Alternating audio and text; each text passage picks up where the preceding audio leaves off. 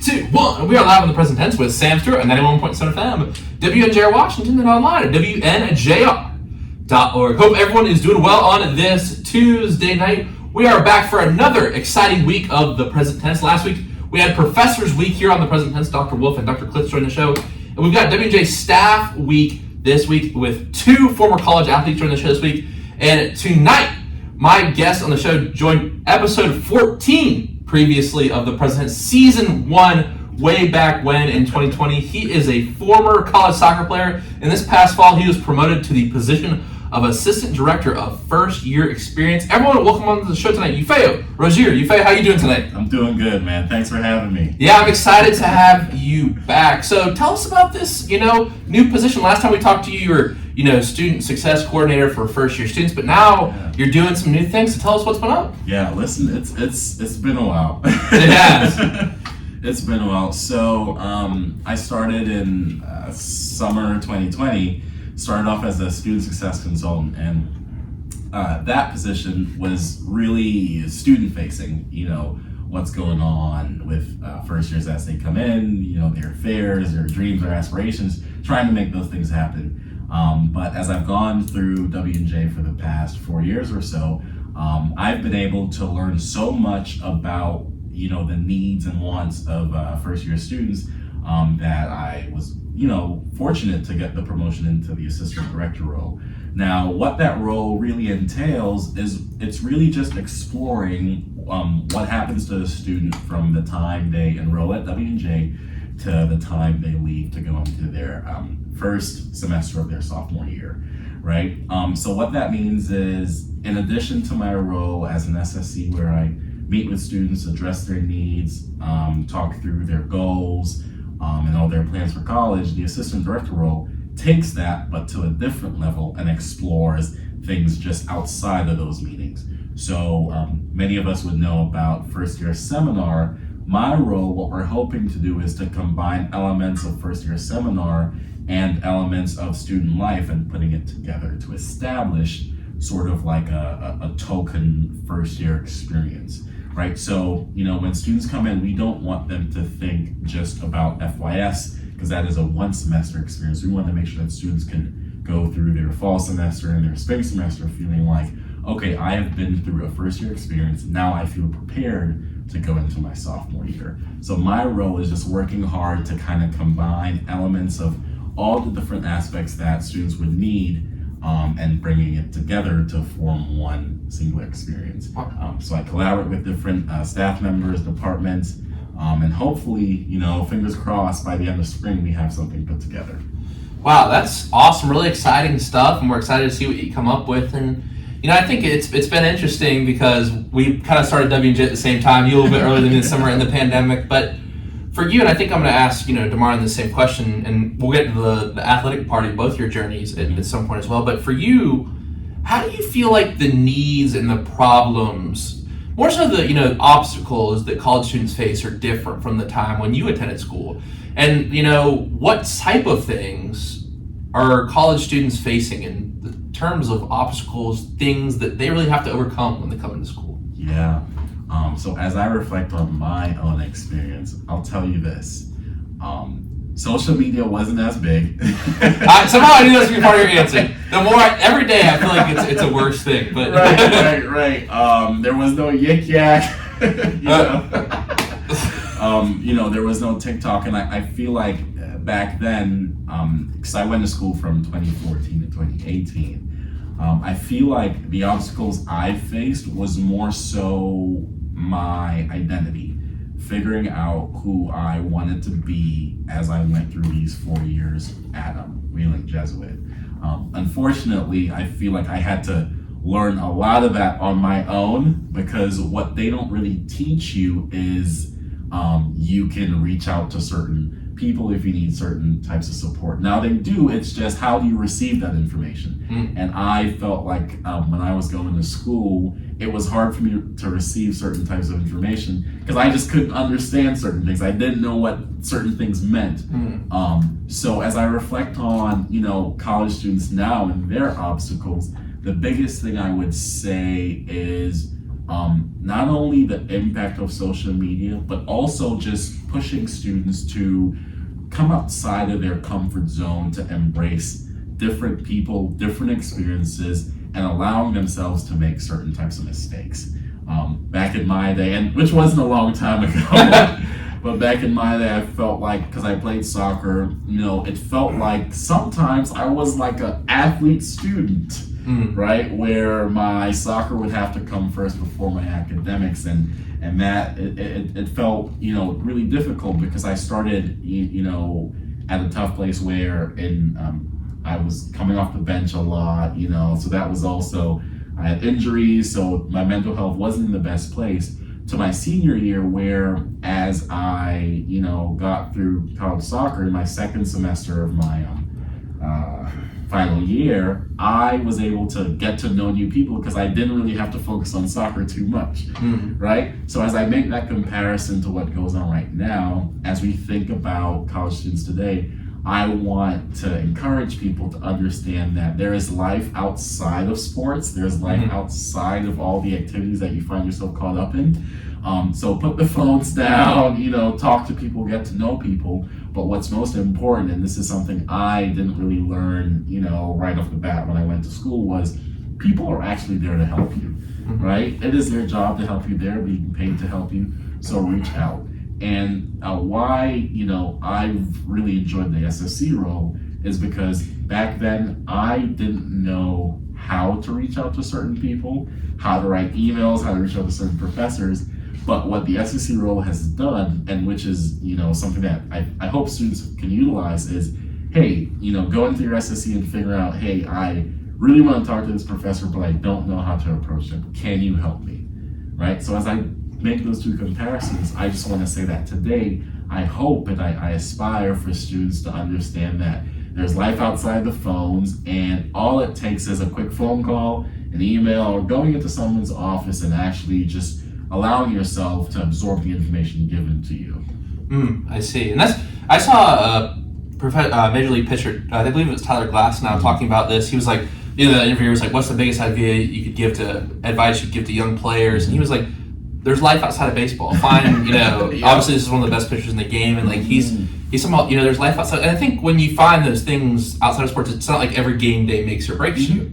And I think that if you take those emotions home from the field when you have a bad game, your overall performance starts to decrease. You have to kind of leave it at the field. And I think you need things outside of sports that get you out of bed in the morning, that make you excited. Because sports are so up and down that you can't be all emotional all the time about sports. You know what I mean? Yeah, be difficult. Makes sense. Yeah, and you say that, and I could think about like 3 students right now that I'm dealing with, right?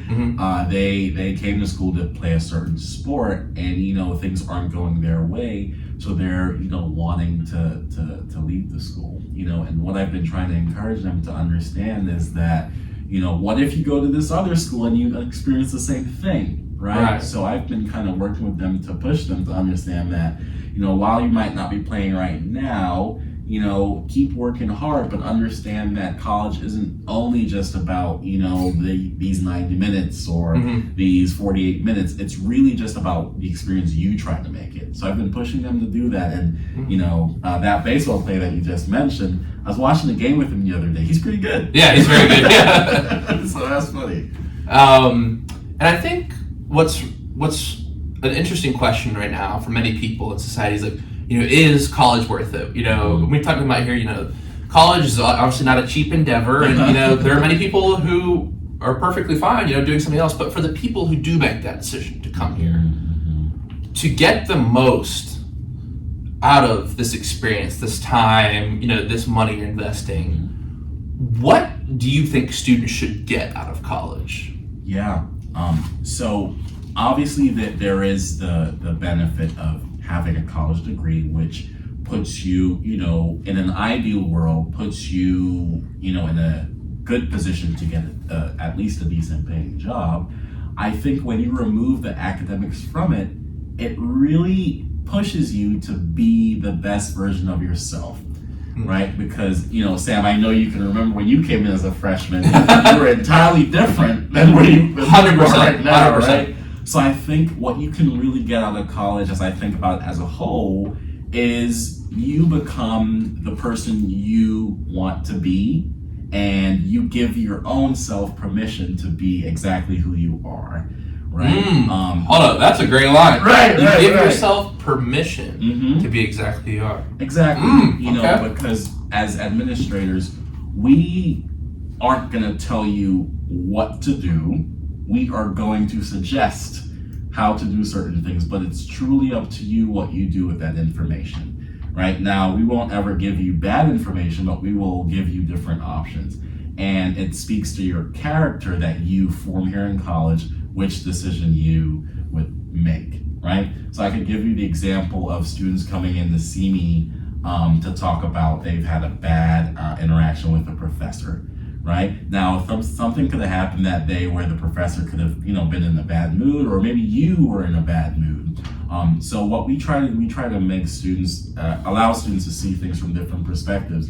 So as you go through college, what it doesn't only give you that college degree, it allows you to open your mind and your heart and even your character to different perspectives and different people, so that you're always making the best decision that reflects the best version of yourself. And I think that's something, it's so key, because we don't see it right away, because as a freshman, you're not going to see that right away, but give it a year, give it 2 years, you'll look back and you'll be like, I should have really gone to office hours. Because it's not just about me studying, right, or me learning about, what's coming on the next test. What if the professor didn't give you that study guide because they wanted to see how independent you are, right, and coming to them, but also researching the information on your own. So college doesn't necessarily just give you that degree. It allows you to train yourself and condition yourself to, at some point be the best version of yourself. And I think the important thing you said there is, going to office hours. And we've talked to, a few professors on here, and it's like the difference between somewhere that's really big and W&J is like the professors here, they don't have a TA and they're off working on some magnum opus 600-page book. It's like they're here because they enjoy working with the students. I mean, they could probably go teach different places, but they want to be in that class of 2025 where you can have office hours. And I think that it's weird sometimes, like when you see you have to make an appointment or you have to go at a certain time, you're like, oh, they don't want to see me. But at least for the departments I've been in, philosophy, communications, it's like, and some other classes as well, it's like teachers are often very times excited when you come in and like are passionate about what they do. So like, if you're asking this question, for example, to Dr. Klitz about psychology or about this philosopher at this point in time, like they're going to be really excited to see you. But I think it is a thing as a young person, you're like, oh, because in high school, teachers don't have office hours. Right. You see them when you see them. I slam high school a lot. Not the school I went to the last 2 years of my high school, but like, just, I think the traditional kind of high school experience is like, they say you to shut up, sit down, and they don't really hear from you after class. Right. But I think that's the difference if you're choosing to go to something like W&J. You get to have that personal connection. It's something you should take advantage of. Absolutely, and that is what we pride ourselves on. Small campus. What is it? I think it's 1 to 11 student to faculty. Yeah, I've had classes with 2-3 students in there. Exactly, right? And max, 25? Exactly, yeah. So we pride ourselves on the ability to give a student their own unique experience, but also just open it up so that you don't feel like you're being judged. We want to make sure students feel welcomed and they're having just a positive experience. Now, it doesn't mean that your experience will always be positive, but I think hopefully what we try to do by the end of their 4 years is for students to leave W&J feeling like, I got my money's worth, of course, right? But also I got to meet some great people that I will always remember on my journey beyond college. And you do that through office hours. And I'll tell you one thing too with professors, they love when you come to see them in their office hours, because the most important thing to remember, they were students too.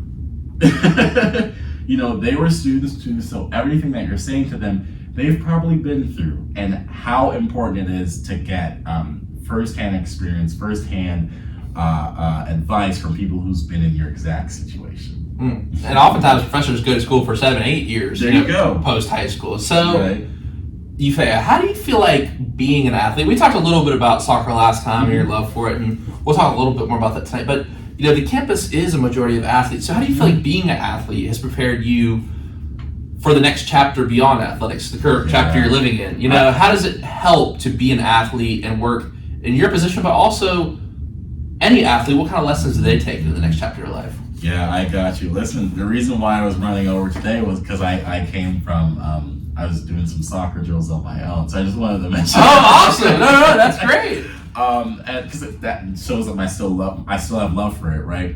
But I think I played soccer at different levels, so you have your youth levels, right? And I think at different ages you learn different things. But what I do want to reflect on today is from my college experience, right? The first thing college soccer taught me was you are nobody until you're somebody, and I'll tell you what that means. You get to decide what type of person you are because your coach recruited you, and they know what you can do. But these players don't know you. Your coworkers don't know you. Your teammates don't know you. So you get to decide who you are, and that starts with your attitude. Right? Are you showing up early to things? Are you showing up late to things? Your body language, your confidence, are you assertive? Right? So one of the most important things it's taught me is you get to decide who you are because these people don't know you, right? You get to sort of design your own legacy through your interactions, through your attitude, and so on and so forth. The second thing, and I feel like everyone knows this, it teaches you how to be more disciplined, right? So showing up on time, following through with your promises, right? But one of the things I don't know that people express too much when it comes to sports and how that's prepared you for work life is knowing when to say the right things, right?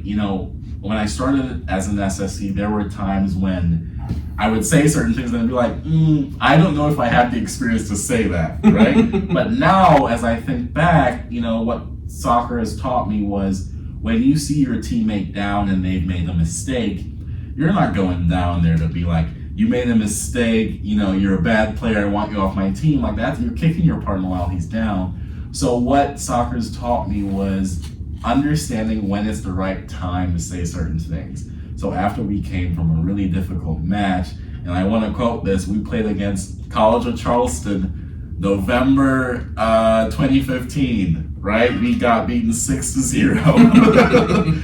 I remember that game, and we didn't play too well, and I remember our coach was so supportive. But after the game, we were watching film, and he was letting us have it.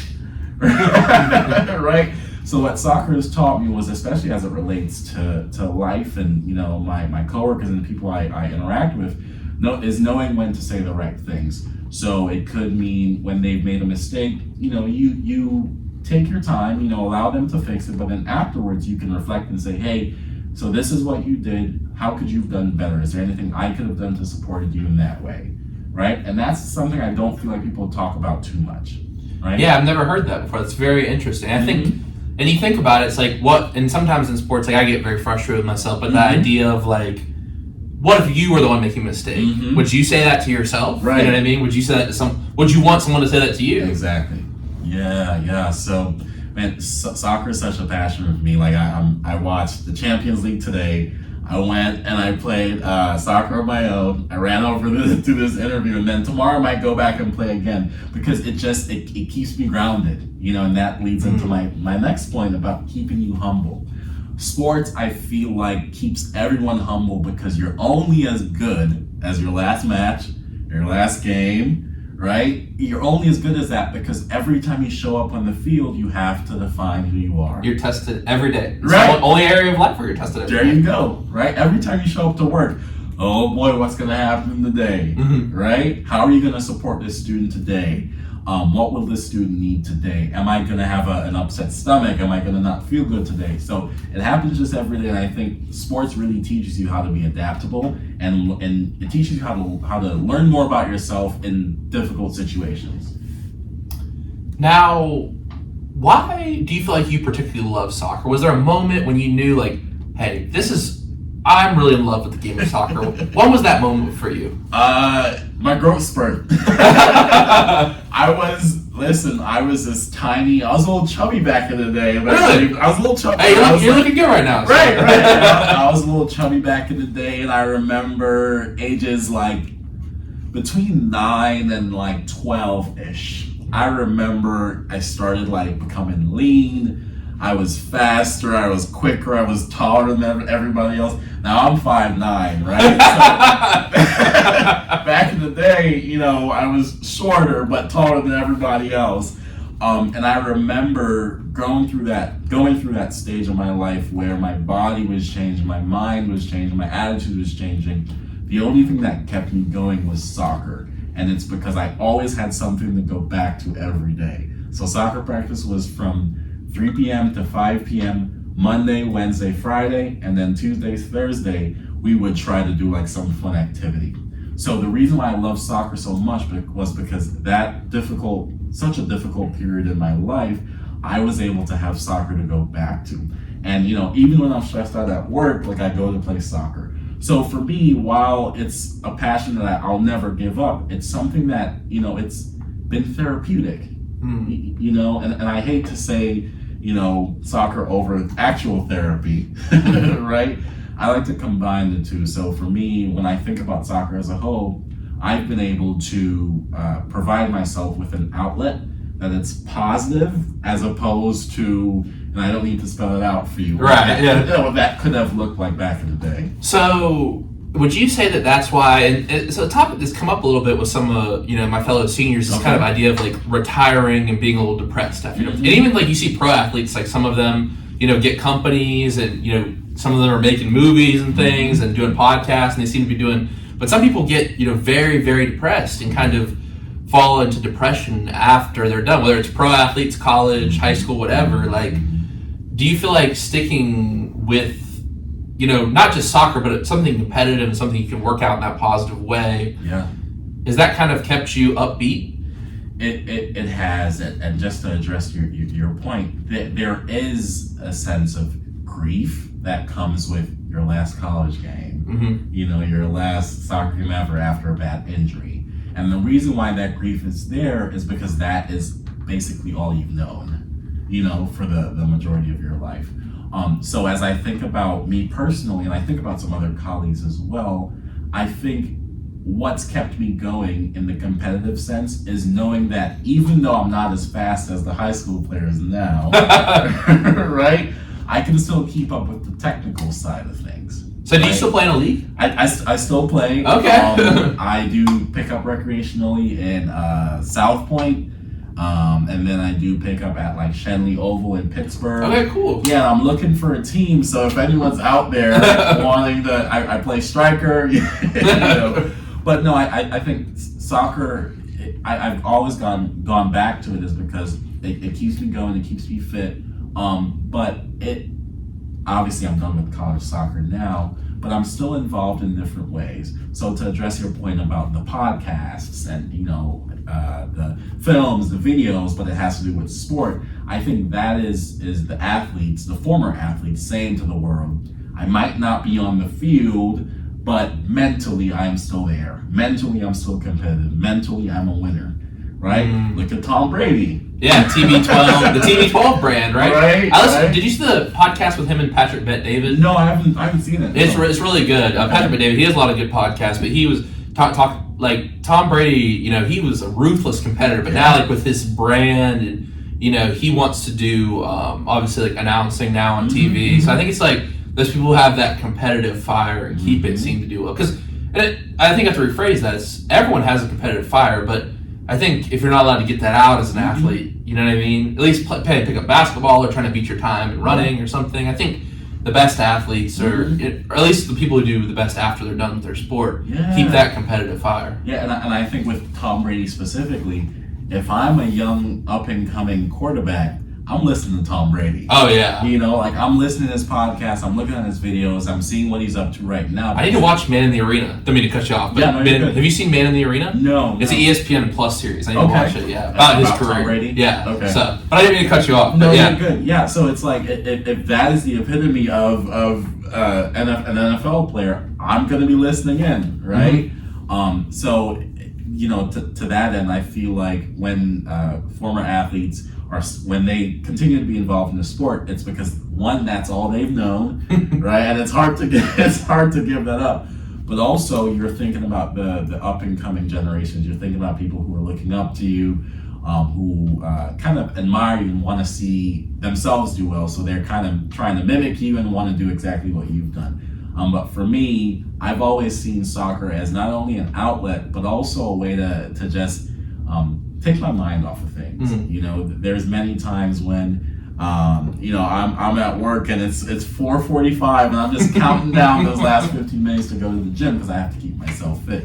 You know, so I think it's no matter how you look at sports, you know, after, you know, physically you've retired, it still has sort of a part of you, because you never really leave it. You never leave it alone. And with someone like Tom Brady, he went until what age? 45. 45, yeah. Right? Imagine he had to go until that age to be like, okay, my body can't go anymore, right?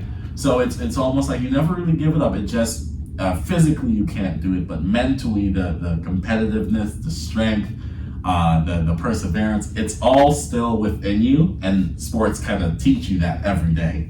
Wow, that's awesome. I think that's why we're fans of sports too. Yeah. We love to see this story. Like someone like Tom Brady, who's a late round draft pick, goes and win 7 Super Bowls. You know what I mean? It's just crazy. And so, for you, Yafeu, how do you feel like you dealt with performance anxiety? That's a big topic in today's sports world. Like being very nervous. I think when people get to college, it's, you know, you have the best people from the area, or even wider than the area, you know, at your back trying to take your spot every time. So a lot of people get very, very nervous, and I still get nervous when I pitch, and I think that's to a certain extent, it's a good thing. But nerves, especially in a young player's career, can really kind of knock them off track. So how'd you deal with that? Yeah, you say it, and you know, I get goosebumps because you're reminding me of like just growing up and like college and everything. I'll tell you how I dealt with it, and I'll also kind of talk about in a general sense. It's always been a part of me, and I think maybe young men can relate to the fact that, you know, if they have their fathers in their life, they want to make their dads proud, they want to make their families proud by going out there and doing such a good job. And that brought about insane pressure, because you felt like you weren't only performing for yourself, but you were performing for other people, which is fine, but it's just like, they're not me, how are they relating to my experience? So how I dealt with it was, number one, I always had a pregame routine, right? Always had a pregame routine. You know I love Bob Marley so much, right? So what I would do, I would be in my room and I would play Bob Marley to the top of my speakers. Now, the RAs would come by every now and then, but, you know, I would explain to them, this is what I'm doing. I would lower the volume though. Play Bob Marley and get myself ready for the game. I'd always try to visualize what I wanted to do that day. Right, so I played college soccer, so it was always about, you know, what's most important for me that day. If I'm a striker, I want to score goals. But while goals are the, you know, that's the final destination, I want to make sure I get myself in good positions. I want to make sure that I'm first to the ball. I want to make sure I'm faster than my opponent.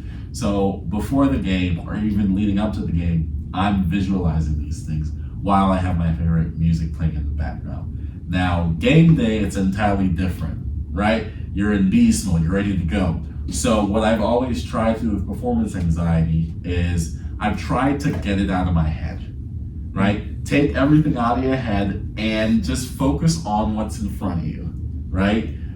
So I focus on the positive. I get to play another game, you know, I'm not injured, I get to play today. My family's watching in the stands, which is such a joy. You know, I'm in college, I get to fulfill my dreams of playing college soccer. So I would always try to focus on the positives of that day, right? So, you know, pressure comes more intensely when you think about playoffs, semifinals, finals. But what's more important to you that day is the fact that, hey, I made it to the semifinals, I made it to the final, right? So focusing on what you've already achieved and just allowing yourself to absorb the moment. Because I feel like it's the moment, right? So as you think about Tom Brady and these top superstars, they are the champions of the moment. Michael Jordan, right? Wayne Gretzky, yeah. Exactly, the moment. And I think that is where I see a lot of, you know, athletes, and you know, I've fallen victim to that as well, but it's like that moment and that pressure, that is the difference between a good player and a great player. And I think what I would say to anybody who's listening right now who has those performance anxieties is to focus on the moment. Focus on all the work that you've put in for this moment right now and go out there and do your best. Right now, I mentioned before about how people, might not always find the right time to critique you, but I think in that moment, you want to focus on what you can do really well, right? So what the other guy's taller than you or faster than you? What can you do really well when that ball comes to you, right? Or what can you do really well when it's you versus the batter, right? So I think focusing on the moment, number one, having your pregame ritual, right? The day of focusing on the positives, and as you enter the pitch, as you enter the field, focusing on the moment and trying to get all these worries and stresses outside of your head, because this is, again, the moment is most important right now, nothing else.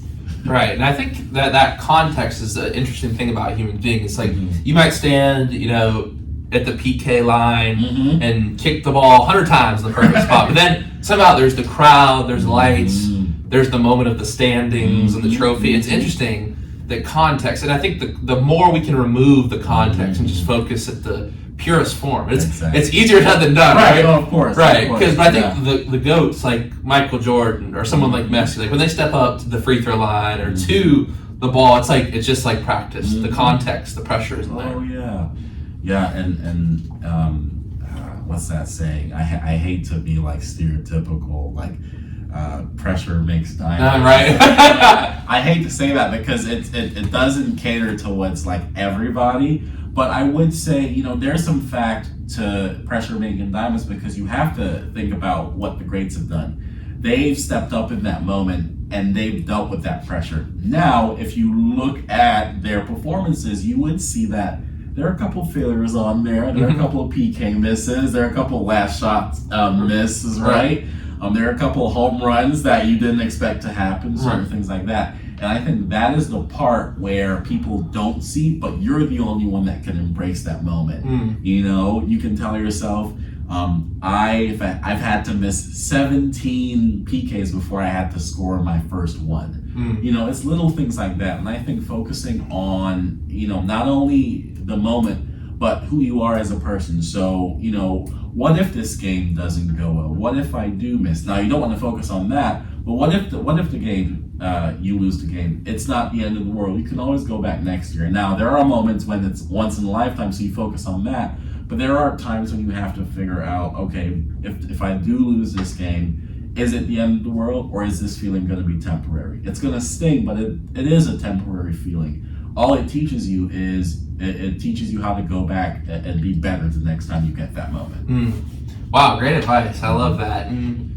Yafeu, for you, what is something in your life that you are proud of? I like that question.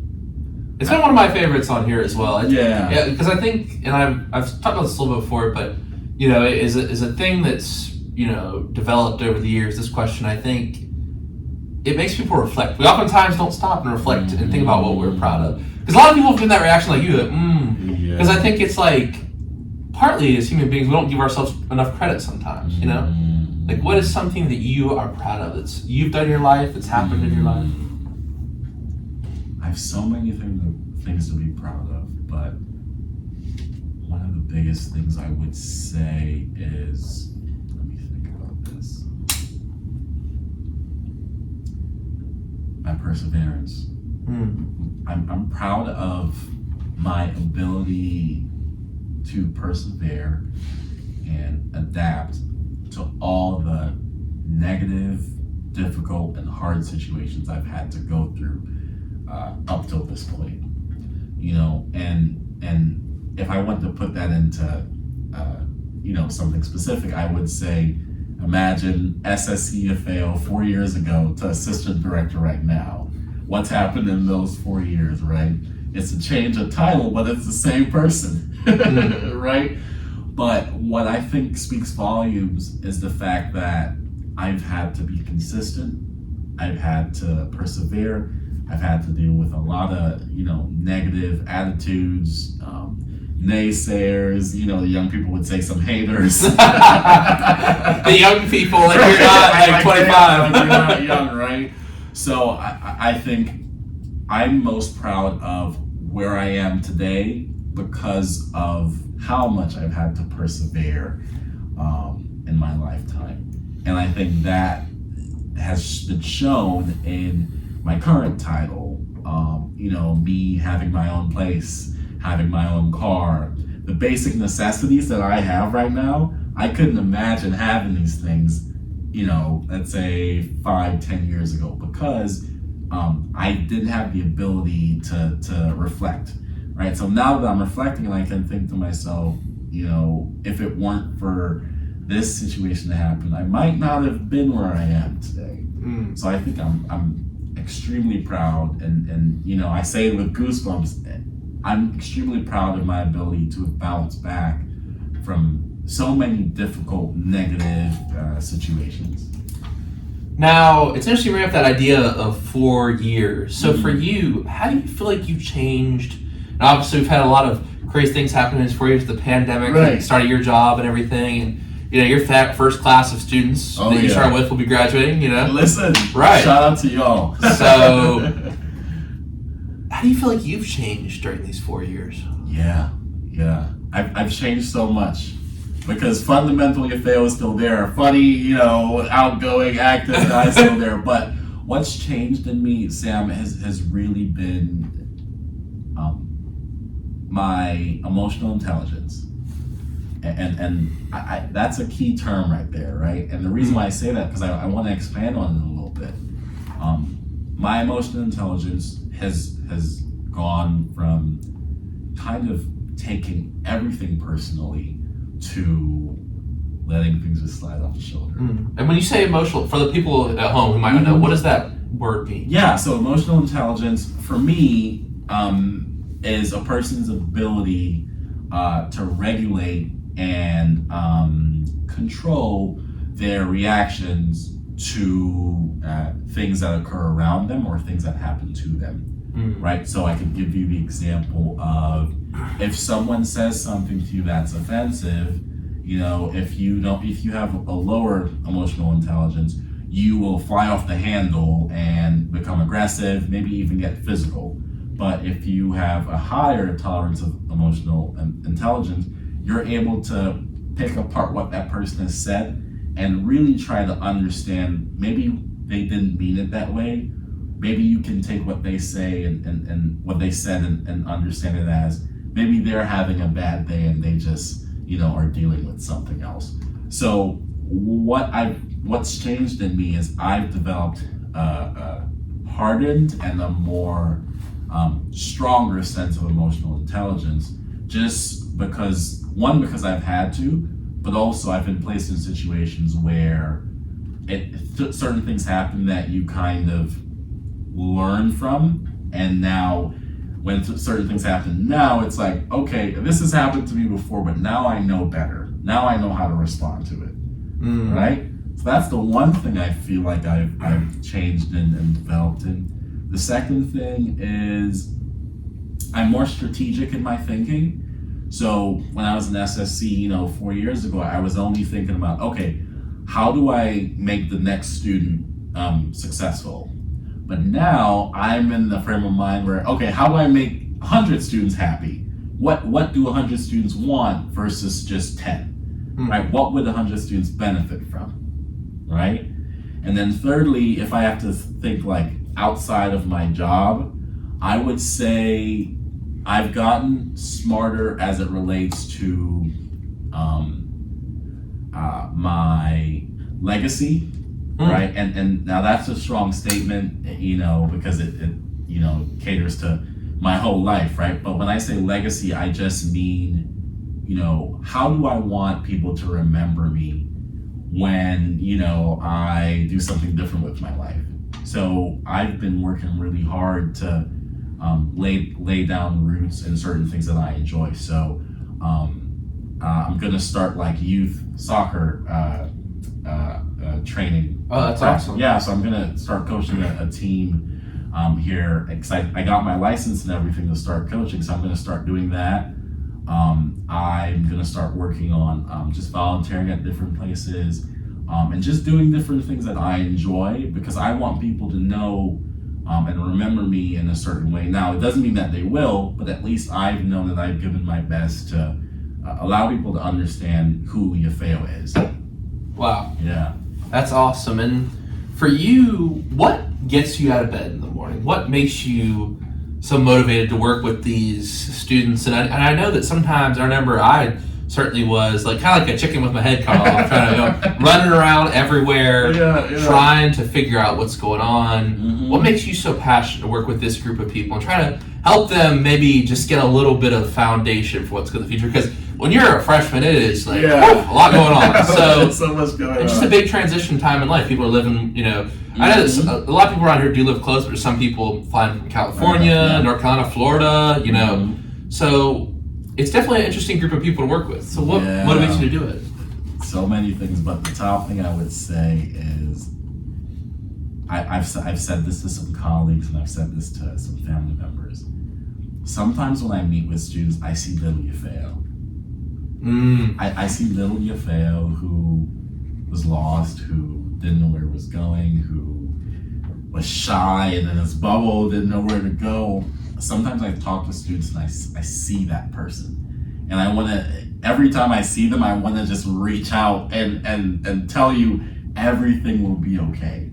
So at least for the past couple of years, what's been getting me out of bed and consistently been, making me want to be here is the fact that I understand and I know what that person in that office chair in front of me is feeling, because I've lived that, and I do not want that person to live that for too much longer. You know what I mean? So it's really self-motivated and kind of allowing myself to see this person outside of my role and understanding that there's more to this student than the 4 classes that he's taking.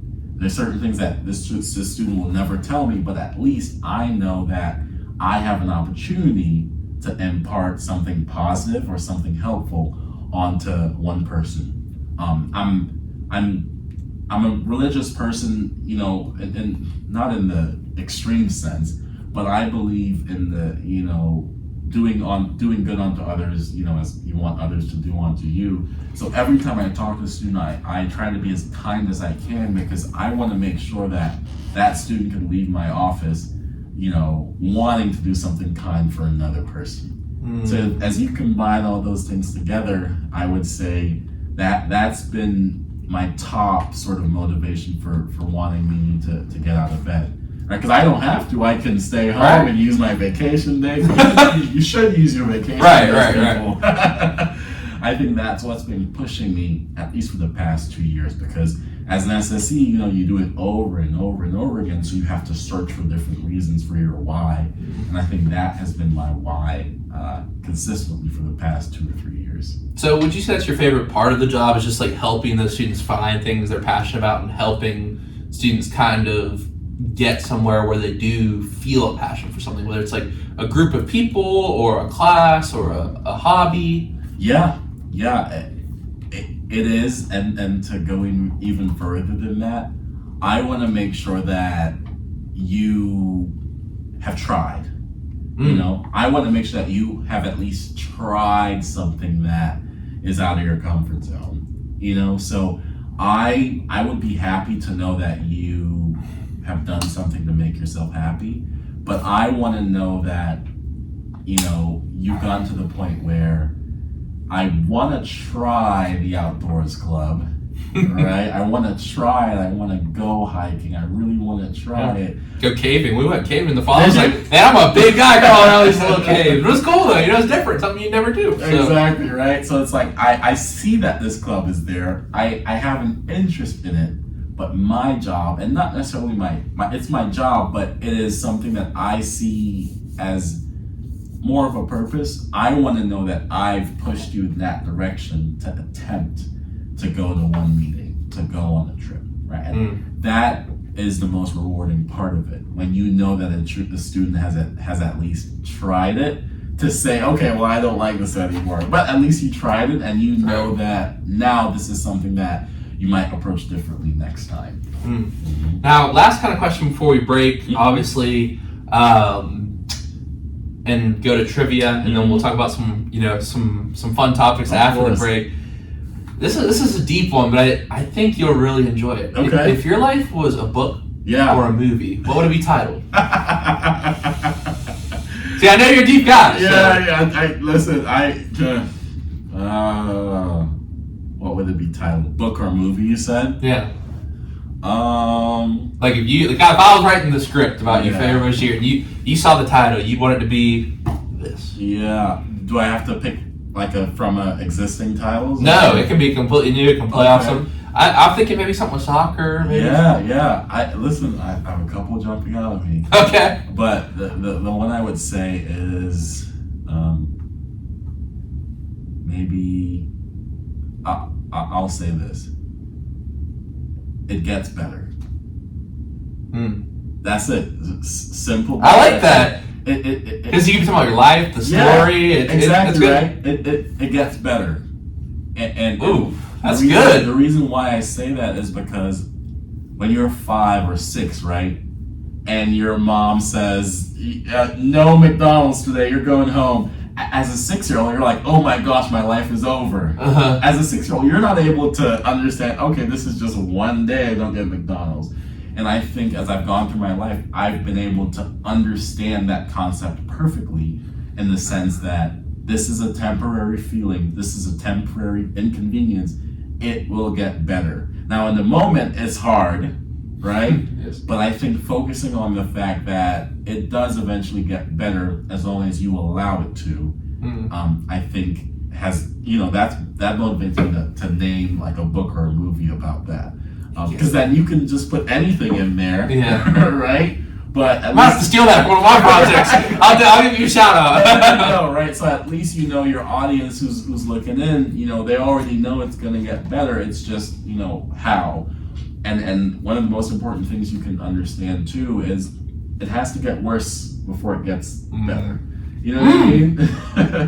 So I don't mean to be so deep. It's just hey, you know me. You know I like talking deep. It's just that jumps out at me because it as I reflect on important parts of my life, it got worse before it got better, and when it got better, it got great. It got excellent, and I've been able to absorb that feeling. So there you go. Wow, that's awesome. Thank you for those answers. I hope everyone learned a lot. We're getting some fun stuff after the break, but first I got your trivia question for you tonight. I think you might get this one, but I found it to be an interesting fact. So of course you'll have the break to answer it. We'll listen to Aretha Franklin here, and then after the break we'll come back and answer it for us.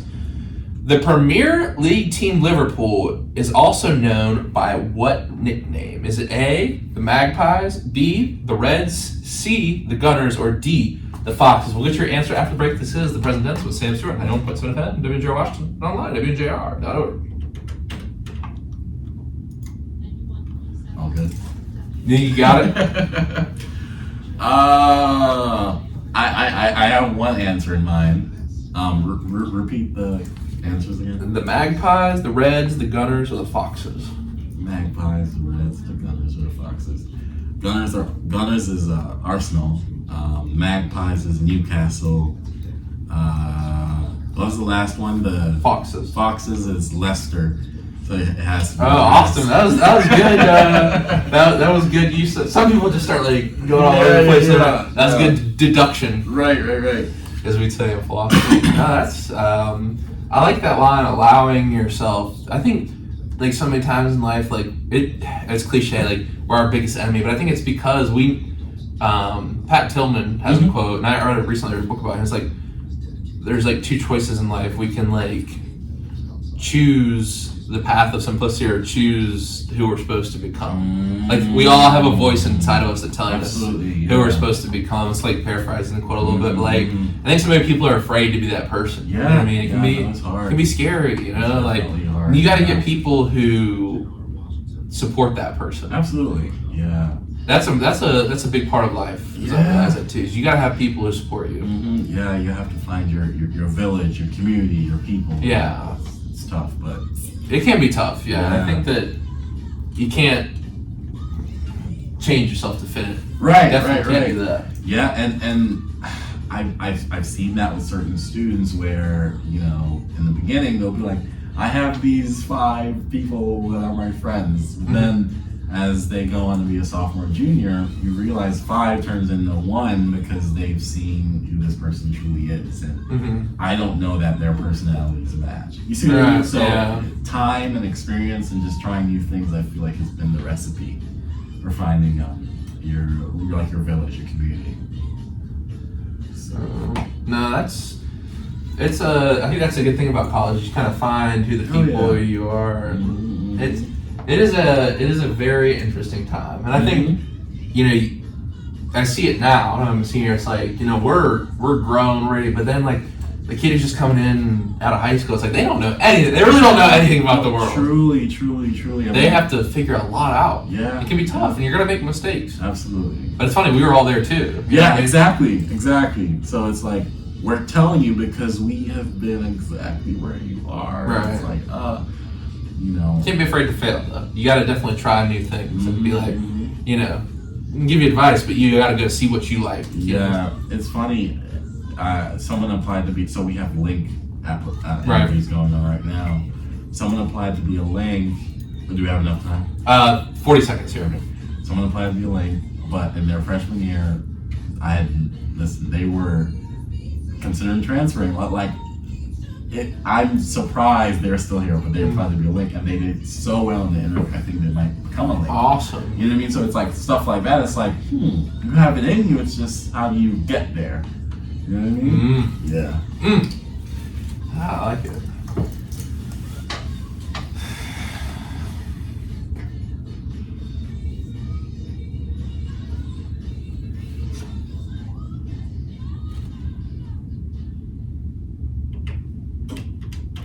We are back in the present tense with Sam Stewart, 91.7 FM, WNJR Washington, online at WNJR.org. Hope everyone is doing well on this Tuesday night. Today we're talking with Yafeu Rougier, Assistant Director of First Year Experience here at WNJ. And before the break, we asked Yafeu, what Premier League team, the Premier League team Liverpool is also known by what nickname? Is it A, the Magpies, B, the Reds, C, the Gunners, or D, the Foxes? And your answer is?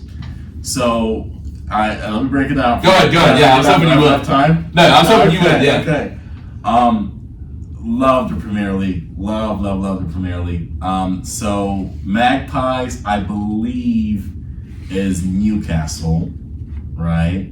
The Gunners, I know because it has to be Arsenal because on their crest they have like a cannon. Cannon, right? Right. And then the Foxes, I believe it's Leicester. It has to be Leicester.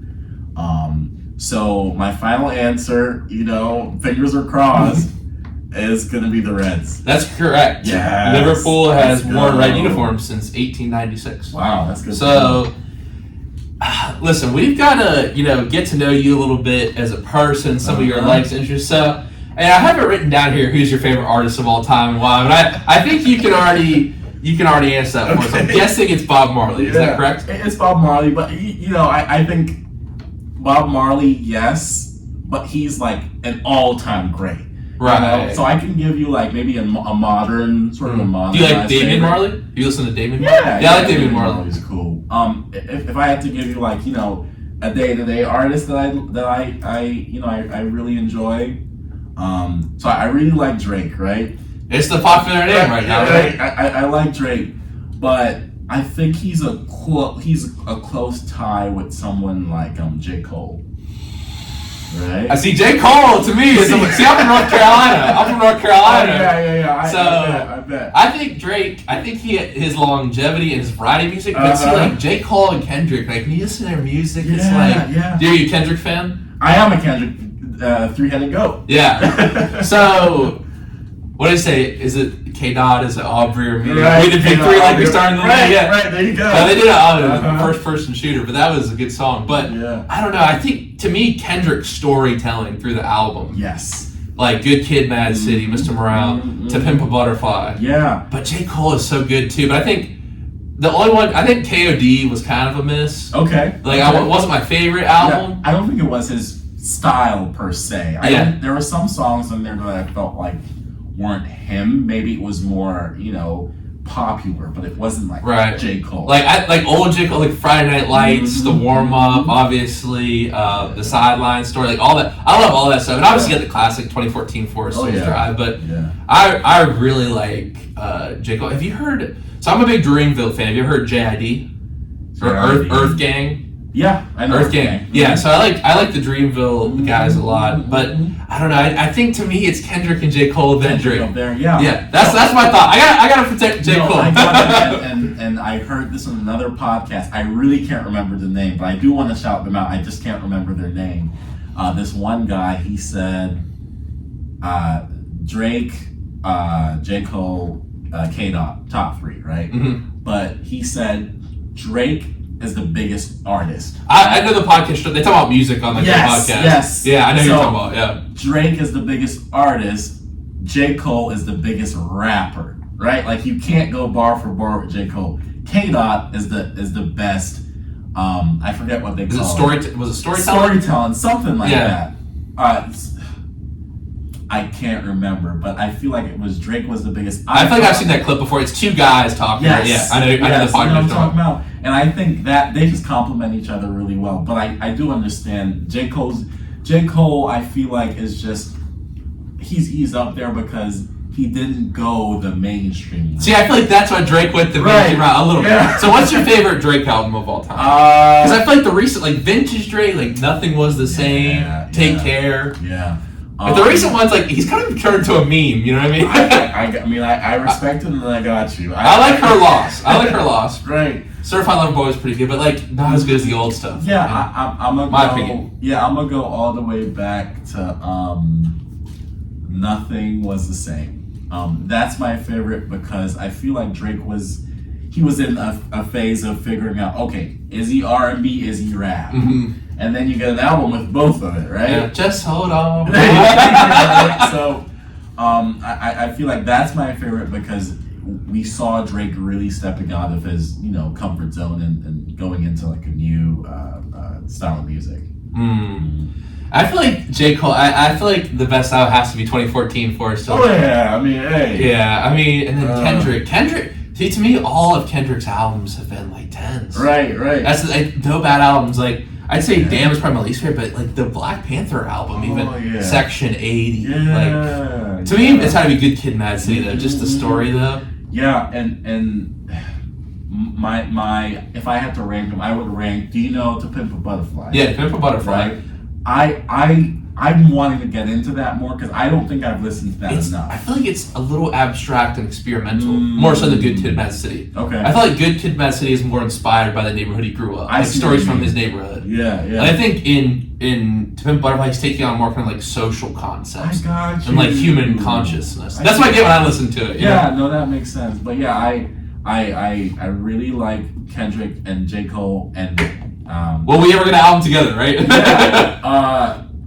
Crazy enough, my girlfriend and a couple of her friends, we went to the Drake and J. Cole concert. Oh, awesome. Just in Pittsburgh the other day, and I'm gonna be honest with you, man, J. Cole has it performance-wise. Drake, obviously, it's his thing, but J. Cole, his magnitude of his songs, powerful. Yeah, he sang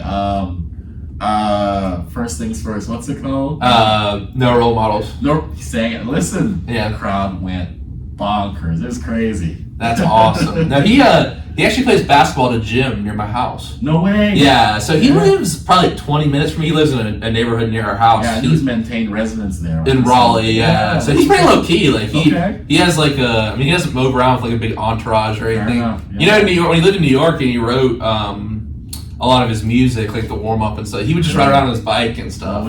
He seems like a very just chill dude to hang out with. Well, remember he played basketball in the Rwandan professional league. He did do that. He scored like 4 points. Just randomly, like a random J. Cole just pops up. It was so random. He just playing basketball. But all right, if you're a DJ, and you're putting on, and this could be any, you are talking about Bob Marley, whoever, and you're putting on a song. And everyone's got to get turned up to it. What song are you putting on the aux? Yo. And I think out of the artists we just talked about, I would say Backseat Freestyle by Kendrick. Yes. I love that. The Dirty Bells and the... Yeah. I'm gonna go K-Dot. Okay. K-Dot. Humble. That's a good one. Classic. Humble. Listen, I know all the words, and I'm gonna just let y'all know, if you catch me karaoke, that's my go-to. Now, if I had to balance it out, I do like Sean Kingston, "Beautiful Girls." That's my other karaoke go-to as well. Now let me go K-Dot again from the Black Panther. I think it's All the Stars with SZA. SZA's so talented, and when she got on that song, and that's like one of the songs where there's the credit rolls and it started playing All the Stars. Yeah. And that was just a great Chadwick Boseman, man. R.I.P. to a legend. Oh gosh, that movie. When I saw that movie, that was like, in my opinion, it's the best Marvel. Oh yeah, the acting, him and Michael B. Jordan. Yeah, listen. If I had to rewatch that movie for the first time again, I'd definitely do it. I mean, I think some of like the ones where you have all the characters coming together, like obviously he's in like Endgame and stuff. Like those are good, but the best individual Marvel movies. Oh, yeah. And you know what the other good outro song in Marvel, when the Metro Boomin did the Spider-Man Across the Spider-Verse album with the Am I Dreaming with the violin? Did you see that? You saw that movie, right? Yeah, I did. Is that with Miles Morales? Sway Lee? Yeah, Sway Lee. Yeah. I watched it. Good movie. Really good movie. The animation was cool. They left it on a cliffhanger. Yeah, I know. Really. The last one's like beyond the Spider-Verse, isn't it? Is it? Okay. There's the third one. The final one's coming out. Oh, is it? Okay. Yeah. I have to watch. It might like have like Miles and like real action, real life action. Listen, Spider-Man's. Well. Let me ask you this: are you a Tobey Maguire Spider-Man, or are you a Tom Holland Spider-Man? This is an unpopular. I really like Tom Holland. Here's yours. Okay, not to sound bad, but you're a little older than me. I know. So I feel like in my Marvel, like that when I grew up, like it was more Tom Holland. I got you. No, I guess I was like 9 or 10 when those other ones came, but like I don't know, Tom. I think he kind of gets like the boyish Spider-Man. He does. It's just what's your vision of Spider-Man? I think that's who you like, right? Yeah. So no, that makes sense. So Toby's mine, and I'll tell you, Toby's mine because he represents sort of like a sentimental going to the movies as a kid watching Spider-Man. But Tom, he embodies what Spider-Man should be, right? The youth, the mischievous, the naive, and that's what I think Toby didn't really have per se, But Tom, I think, embodied that because when you see Tom, you don't see a grown adult. Like he's kind of this annoying kid, right? You like him. Right. Yeah, Toby, I feel like he was a little bit more mature in his age, and so there's different perspectives, but I do see your point about Tom Holland. Yeah, in the last Spider-Man No Way Home, when he's like, goes in, spoiler if you haven't seen it, but when he goes into Zendaya and he's like, MJ, right? She doesn't know him. I was like, man, it was a good storyline. But, this leads us to our next point. What's your favorite movie of all time and why? I'm a movie guy. Yeah, movie of all time. You already said it. But Black Panther. Yeah. What do you think makes that? I think what's great about that movie is Killmonger is a very yes. He's like this outcast. Like the people who kind of did him wrong. You know what I mean? Like it's like it's very interesting. Yeah. The reason why I love that movie so much was because I saw myself in Chadwick Boseman. I saw myself in Black Panther. I saw a black superhero who took over Marvel. I saw that person, and rest in peace to Chadwick.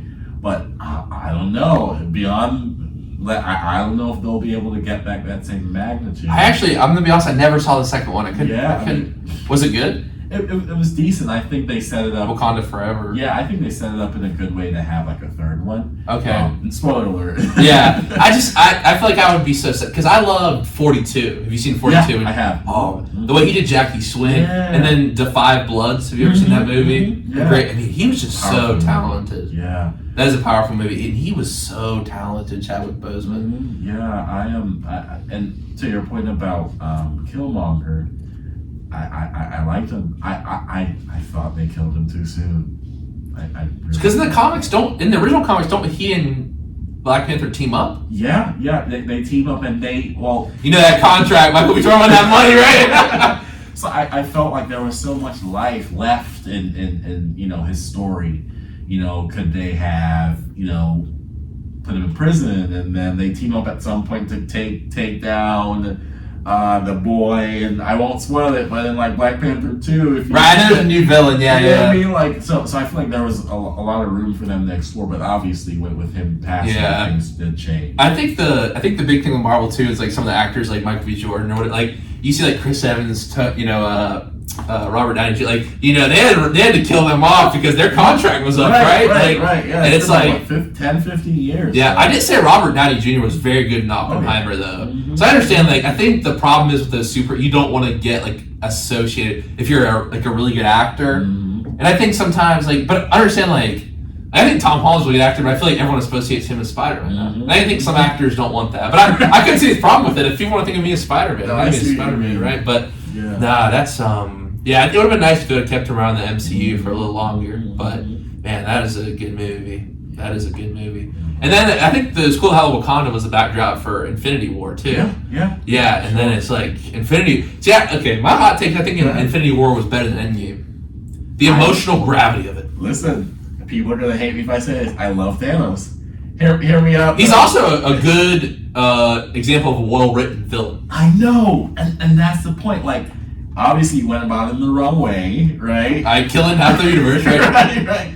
But it's like his storyline. Like, you kind of understand his perspective, but he isn't healed enough to understand that you can't go about just killing people. Right. There's a certain internal struggle that he goes through. And experiences that because he feels sad he has to throw Gamora off. Exactly, right? He's not heartless. Exactly. So I felt like there was a lot of room for Thanos to... But anyways, he's a villain, so what do you even do at that point? But I liked his character. I liked how they developed him before Endgame. But I loved Infinity War. They kind of... They set it up really nicely. I remember... I'm going to say this is going to sound funny. I was in college when it came out, right? And that's crazy to think about. I remember. We saw Infinity War, and then we just couldn't wait for Endgame to come out. We could not wait. Like, I swear to you, I was on YouTube, Google. It was crazy. It was a big... Now, if you would like to see another really good, well-written villain, Guardians of the Galaxy 3 is really good. I don't think I've watched it. Yeah, it's really good. It's interesting. So, if you kind of familiar with the Guardians, so Rocket is actually the main character in this movie. It's funny because Rocket's kind of like the wise fool, kind of like Shakespearean character. Throughout the other, he's kind of you think of him kind of as this silly, goofy kid, but it's he has a very sad backstory, and the Guardians have to save him. Yeah, because he's robotic and because this guy was experimenting on animals, trying to make him a super animal, so he captures him. Yeah, I did see the trailer, but I haven't watched it. It's really good. And Chris Pratt is really funny in this movie. Is it? Too. Okay. Yeah, I'll have to watch it. Yeah, no, that's awesome. I love talking about the Marvel movies. Of course. To be honest, though, I think it peaked in Infinity War. Yeah, I mean, I'm done. I'm done too. That's what I'm saying. Right? You want to go back? I don't know. You have a lot of work to. They have a lot of work to do to convince me to continue with the series. It's just after Endgame, I just don't know. Exactly. I agree. So. One thing, let's talk about a little soccer because something big has happened since the last time you heard. Messi played in America. So in February, a poll of fans 12 and older, U.S. sports fans found Messi to be the most popular athlete in America. The first time since 1995 it's been a soccer player. So a couple questions. Why is Messi's impact on the soccer world in the States been so big? And then why has Messi kind of found a home in America? What do we love about stars? I feel like people have not loved soccer as much in America in a long time. He's dribbling over guys who are down on the ground, and he's firing the ball after just winning the World Cup. Yeah, exactly. Yeah, so this is my take on it to your first question. As a soccer player, and as a soccer player, you're always looking up to your idols and people who you want to be like. But Messi, I feel like, has always been in a league of his own. The kind of things he does on the pitch, it's out of this world. Right now, he's human, but there's many a times when you're watching a game with Messi and you're like, how did he do that? How is that physically? How is that possible? Right. there's certain things he does. I feel like with him not being the tallest guy, right? He's this undersized guy. Exactly, right. And if you want to go way back then, Messi, his first club, his second club, FC Barcelona, when they signed him, they said that they would pay for his growth hormone treatment. I don't know if you knew that. I did not know that. Yep. So Messi, he probably would have been shorter than he was if it wasn't for Barcelona stepping in. Was that legal? Is that legal? It's legal because he was under 18 at the time, and his parents signed off on it. Okay. So they brought him to Spain, and he went through the therapy, and then he started playing with Barcelona, and he was able to, he is who he is today. But I don't think he would have been who he is today if it wasn't for that help of Barcelona. Now, maybe he would have been as great, right? But I think Barcelona really stepped him and helped him out. Now, he represents something in the aspiring soccer player. He represents the epitome of it. He represents the standard, right? If you want to get anywhere close to Lionel Messi, it's just not happening because he's just up there. And I think you have to play soccer for a few years. You can't just watch. You have to play it and understand it and lose games and win games to understand the sacrifice it takes to be the level at what Lionel Messi is right now. Question, if Ronaldo if it was flipped, if Messi was in Saudi Arabia and Ronaldo's here, do you think he would be as popular? Yep. Really? You think so? Yep. Ronaldo, and it's like, so think about it this way. I don't mean to put your two goats against each other. Think of it as J. Cole Drake. Right? Think of it as J. Cole Drake, but Messi could either be one or the other, as Ronaldo, because it just depends on how you look at it, right? Ronaldo brings to the game power, strength, just human limits that you didn't think. Well, his vertical jump is insane. Exactly, right? Yeah. Now Messi's not jumping that high, but he'll bend the ball like around 6 different people, right? So Messi has that fundamental skill of like what a soccer player needs technically, right? But Ronaldo, he has that technical skill, but also the physicality of it, right? But Messi, certain things happen with Messi, and you're like, how? Right, and I think it's interesting with Ronaldo, like, it seems like he's a little salty, because he said, the Saudi league was like the second or third best league, would be the second or third best league in Europe. Right, I had a couple guys in here, they said that's not true. The Saudi league would not be the second or third best league. I think he's not getting the publicity, because in America, we love our superstars. Oh, yeah. Like, I feel like the Saudi culture, I don't know as much about it, but like America, it's all about the spectacle. It's about the stars. Like Miami, in the city of Miami, where there's all these stars and cars and money, and you know what I mean. It's like, and you get the world's best soccer player there. You know what I mean? I feel like that's the perfect combination. I think that's what I was thinking about maybe with the why is America embraced him so much. Like, you got this city, you know what I mean, with this tons of energy and money and excitement. Like, it's funny you say. He's now, what is it, like the most popular American athlete. I think that speaks to not only his personal popularity, but how soccer has grown in the U.S., right?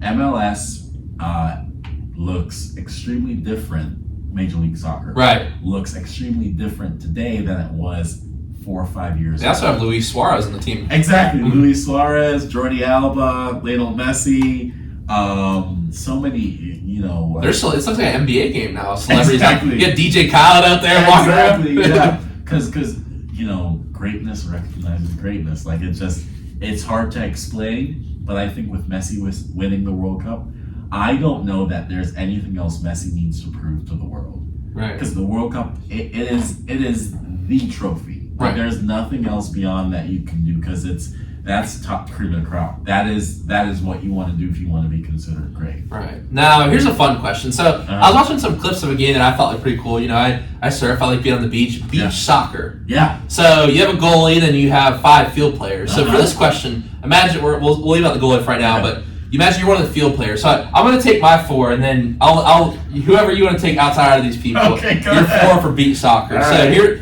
So I'll explain my reasoning. I got 3 people with some speed, and then I got someone with height and power as well. Okay, so gotcha. I'm going to take Messi, Zlatan, for my toy, Pele, and then Diego Maradona. Oh, that's that's basically it. Like, who else is? So like who would that? you take? I was thinking you gotta take Ronaldo, right? Just 4 people. Yeah. I'm gonna take you and 4 other people. So here's the formation, right? So goal. So we don't talk about. Let's just skip goalie for now. Goalie. I'm gonna do 1 defender, 2 midfielders, and then 1 striker. See, I feel like my team's gonna have a lot of attacking. Right? Everyone's gonna want the ball, right? There you go, right? So my defender, I'd go. Let's see, Thiago Silva. From Brazil, right? From Brazil, right? Yeah. I'm gonna go him because he represents like the modern defender. He's jacked. Right, Yeah. right. I'm gonna go him as the defender. My 2 midfielders, though, here's this, and my soccer fans out there, they're gonna know what I mean when I say this. I'm gonna go Xavi and Iniesta, right? Xavi Hernandez and Andres Iniesta. I'm gonna go those 2 as my midfield. Who's Iniesta's club? He plays in, I think he used to be a club in Japan. Okay. I think he moved on. I want to say it's somewhere in the UAE, something like that. But I know he just left that club. He just played his 1,000th game. Okay, wow. Yeah. So I'm gonna go with Xavi and Iniesta as my midfield, Thiago Silva as my defender, and then Ronaldo up top. Because soccer fans out there, and you probably know this too, Xavi and Iniesta, they're such a great midfield duo. They played with Messi. Right. And they assisted Messi, throughout his career. That's what I thought. Okay, I recognized the name before Iniesta. Yeah, okay. So now with Ronaldo, like imagine you have a guy who can jump twice his height. That's true. So yeah, that's probably my 4. Yeah, I'm gonna go with that. That's interesting. So no Wayne Rooney. So I like Rooney. I think Rooney's great. If I had to take anything from Rooney, it would be his never say die attitude. Yeah. And then why am I blanking on the guy from France? I'm totally blanking on his name. He's one of the best guys. Mbappe, yeah. I didn't want to. I couldn't remember his name. I forgot. Yeah, Mbappe. Yeah, I was going to say because I had his name lined up. Yeah. Like, Mbappe. What about Neymar? Oh shoot. Listen, because we're getting crazy. Yeah, Neymar and Mbappe on the same team. I'm a trade. Because the thing is, I looked a lot of videos about beach volleyball is really about skill. Yeah. Skill. Yeah. So that'll probably be my like regular field. Yeah, that's what I'm saying. You gotta get a little crazy with it. Put your dream lineup out there. Yeah, Neymar, Mbappe, so many good people. But yeah, Zlatan, he's like, how do you get better than Zlatan? Because I went to Sweden and there was pictures of him everywhere. Oh, did you? Yeah, I went to Sweden when I was a junior in high school. And like, it's just, and then I watched some videos of his like attitude and stuff. Like he was just cocky. Yeah, but you want that though, right? Right. And he was like MLS. He was kind of the MLS guy before Messi. He was, yeah. He played for LA Galaxy. Yeah, that's what I thought. Yeah, he scored a bunch of goals. Yeah. It's kind of funny when these like great players come over. Yeah. And it's funny, like they're in their late 30s, early 30s, and they're still banging in goals. Like it's just crazy. Yeah, shows you kind of how behind the MLS is. Exactly, right? So how do you get the MLS up to that level? Time. Who knows? Right, and it's funny because like America is this huge country, but in the World Cup, at least on the men's side, now women, they're Yeah. Obviously they had a disappointing exit last time, but like it's interesting. Like on the men's side of things, we have all these great athletes, but like. Yeah, I think it's the academy system in Europe. It's different even in like basketball. You see some of the best basketball players right now, Luka. It is, yeah. Jokic. Like they go to these academies and they have big focus on training. Yeah, it is. It starts from your foundation. It starts from when you're 5-6 years old. That's where it starts. If that's not strong enough, then you might not be as lucky. Because the best, you see Victor Wembanyama. You know what I mean? Like some of the best European guys are coming over to America and dominating. That dude is tall. He's like 7. He looks like someone made a 2K My Player. Right, and he's like 6. 7'6". 7. And he shoots like a guard, and he can cross people up off the handle. Like he's dribbling the ball up. Yeah, he's a bucket. He's crazy. That's like the modern kind of like you got guys like Chet Holmgren. And I know Jokic is a bigger guy, but he's like dribbling down the court, making threes. Like these guys can do everything. They're so skilled. It's kind of like how Dirk used to be. Yes. Yep. Dirk. Yeah, the European style. Yeah. Giannis is European, but he goes straight to the rim though. He's like, you're not stopping me. No. I'm scoring. But even look at like a guy like Embiid, who's also an international guy. Like, he's facing up at the 3-point line, taking things in. Obviously, he's hurt right now. No, I got you. I don't know. I wonder if in Europe it's like skill and talent over fundamentals. I think there's actually like an increase, like a skill through fundamentals. Through fundamentals. You know what I mean? Like, and also I think in Europe they practice a lot more than in America. There's like a lot of focus on like playing. Got it. You know what I mean? Okay. But there's a lot of practice and stuff. So that makes sense. Yeah. So yeah. Well, look, Yafeu, this has been really fun. I got a quote of the day for tonight. Okay. So I know you're a big Bob Marley guy. Maybe we'll have to compare notes on the movie when we both see it. But last time you had one of the all-time, and I said how did I say one of the all-time quotes from Bob Marley?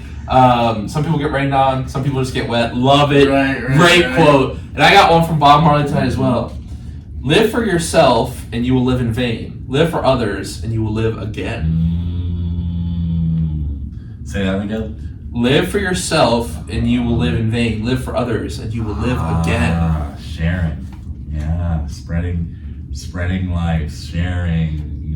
Have you seen the video where he's like, the guy asked him, "Are you a rich man?" Yeah. He's like, "What do you mean by riches? Do possessions make me rich?" Yeah. He's like, "Do you have a lot of cars?" He's like, it's funny because I don't believe he's like acting like he's confused the question. He's genuinely like, why does that? Do you think that makes you rich? And that video really like stuck with me. It really does. I think, and this is why I'm hesitating to watch the Bob Marley movie. You're like, please don't tell the story wrong, right?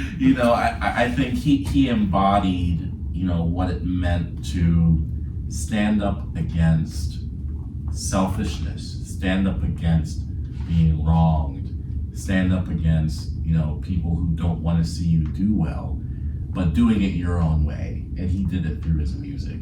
And they hated him so much that, like, I won't spoil the movie for people. Yeah, see, I don't know that much background, so I need to see it. So hopefully it's like historically accurate. Yeah. So, I really don't know. Like, obviously I've heard his music, like, songs. I've always this music's still very popular, like on the radio and stuff. But like, what's the backstory there? I'm really interested to see that. That's great. But I want to say I really love your quote because Bob Marley, he's such a powerful figure, but living for others.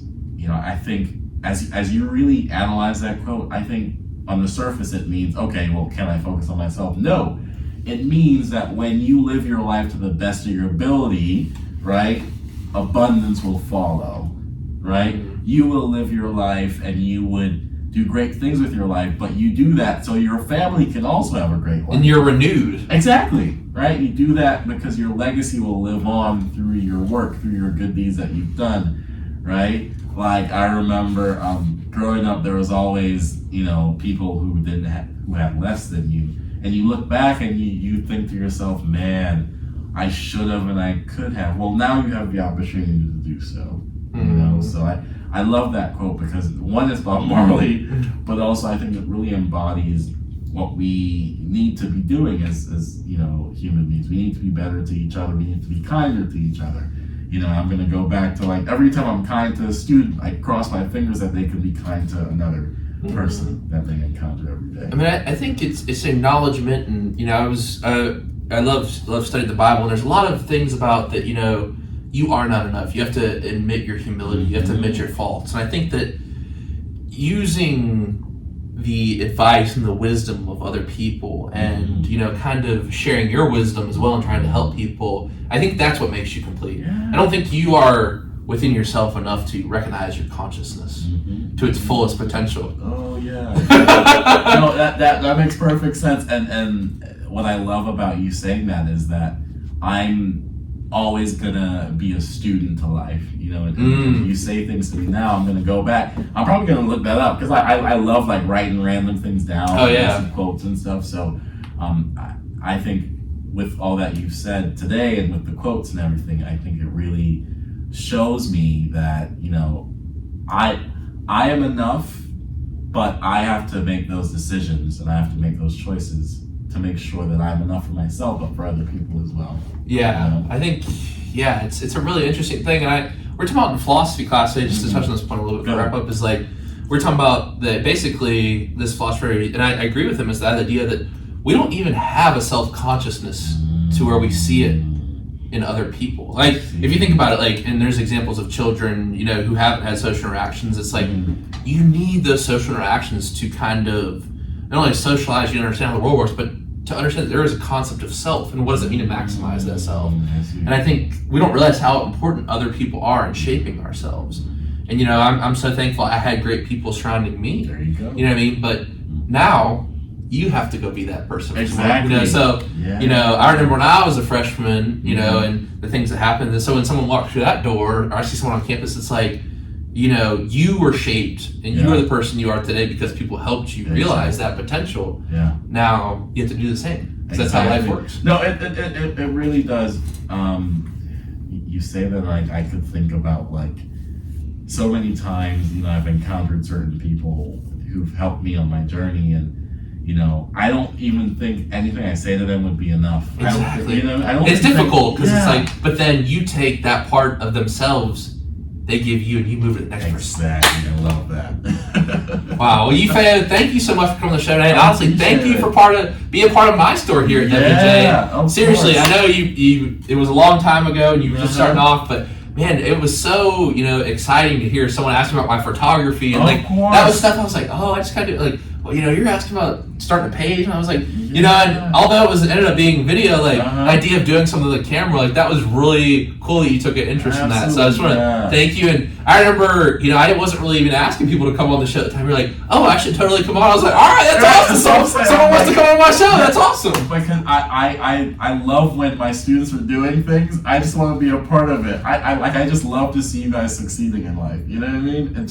It warms my heart, and it's my why. It's why I do what I do, right? So I really appreciate you having me on here. Yeah, well, it's been a great couple episodes, and good luck with everything in the future. I know you guys got some big plans coming up, so good luck with that. And once again, thank you for coming on. Yeah, I wonder can I shout out a couple of people? Yeah, I remember you did this last time, so I want to leave some time. Yeah, shout out whoever you feel. Yeah, I just want to shout out, students of W&J. You guys have made my career here what it is, and I really appreciate you guys coming to meetings and responding to emails, but also just you guys doing great things in life it's been rewarding, and I hope that with me saying this to you guys again, I appreciate everything that you've done in your career, and I hope that when I continue to work with you guys, things will look great in the future. So I want to shout out to you guys. I also want to shout out a special girl. I know she's listening right now. I want to shout out Christina. You are the most amazing person. Thank you for joining me in this journey in life. I can't wait to see where things go in life. And I'm going to reply to your text here real soon. I was busy. Don't get in trouble, right? Right. There you go. So shout out to you. Shout out to my family. But again, thank you, Sam. I know you're going to do great things. If you ever need anything, be sure to let me know. I'm gonna be here. Listen. So I'm saying this on air, Sam. We have to take a picture together at commencement. Okay, right? I got you. Take a picture together. So I will say, hopefully, we're at the World Series in baseball. Oh, right. Yeah. So hopefully not on commencement day. You know what I'm saying? But we're gonna get a picture tonight. We'll definitely get a picture. Because it's kind of crazy. We're your first class. It's coming through, right? It is. So will you be around after we're gone? Yeah. Stuff, and then we come back and do our own set. Knock on wood. Hopefully, right? Hopefully we're still playing. But good. Yeah, I work throughout the summer, and then I usually work at commencement as well. Okay, cool. Yeah, we'll definitely get a picture in the Cafe Island. That's awesome. Yeah. Thank you so much, Yafeu. Of course. Well, we'll be back with another great staff member on Thursday night. Tomorrow, we'll be joining us to talk about the NBA as well as some of the mental health crises that are going on in the country right now, and what we can do as a society to help people who are going and struggling through these issues. So you're going to want to tune in. Lots of cool stuff on Thursday. But until then, everyone have a great night. Remember to live in the present tense.